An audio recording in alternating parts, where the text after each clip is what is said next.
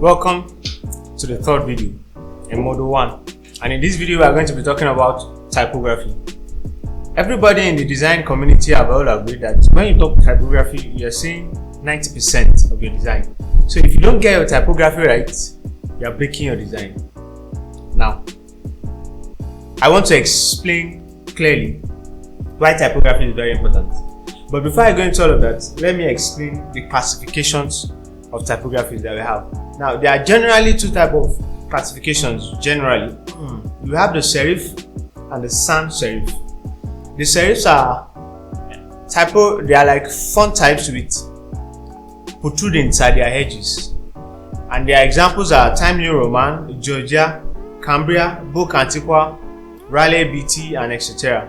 Now, when you see those texts that have protrusions at the edges, curved protrusions at the edges, you are talking about sans serifs. And one of their key use cases is that they are used a lot in letters, they are used a lot in printed works rather, they are used a lot in body copy, they are also used a lot in websites and titles. And please take note, they are very formal, they are used for formal works, and they are also very traditional. Then there's another classification that we have. The other classification we have is called sans serif. Sans is a French word meaning no. So what this is saying is that there is no protrusion. Remember, we said serif means protrusions at the edges, curves, extensions to the edges of the letter. Now when we say sans serif, we are saying there are no protrusions, because sans, as I said, is a French word meaning no. We are saying there are no protrusions at the edges, and the edges are proper and they are not extended. So we have examples of this are Calibri, we have Verdana, we have Boss 93, we have Trebuchet MS, we have Primer, and etc. Now remember that these also are viewed as they can also be called formal, but most times they are viewed as informal and playful, but they can be used in formal settings like Calibri. Now they are best suited for digital works, for logo, for body copy. When we say body copy, we mean paragraphs or chunk of words. They are best suited for logo, body copy, and titles. And then we have what is called slab serif. What are slab serif fonts? Slab serif fonts are also fonts with protrusions, like serif.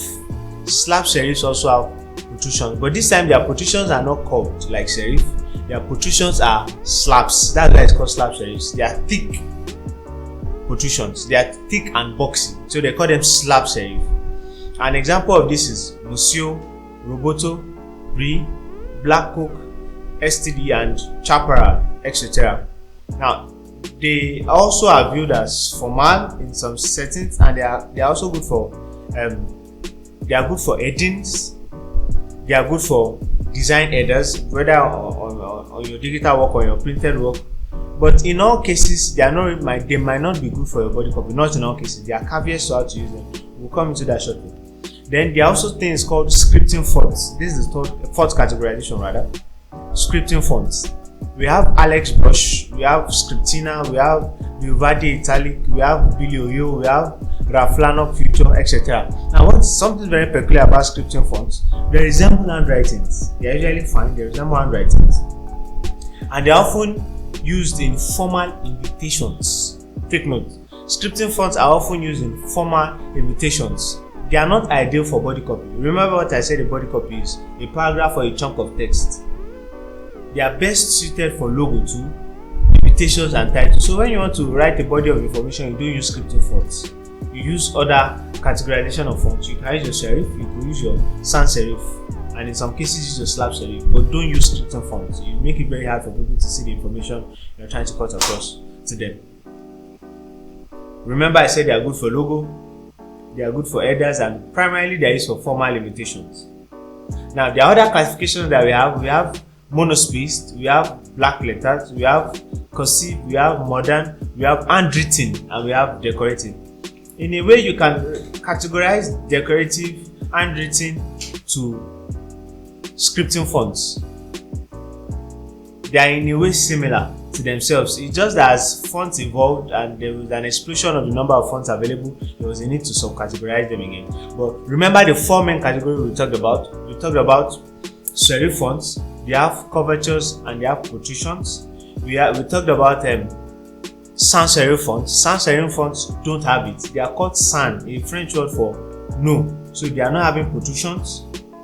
And we have slab serif. Slab serifs are fonts with boxy protrusions. They are solid extensions in their letterings. And then we have scripting fonts. Those are the ones that we say look like handwriting, and they are usually used most likely in formal invitations. Then other classification we have, again, as I said just now, is monospaced, black letter, cursive, modern, handwritten, and decorative.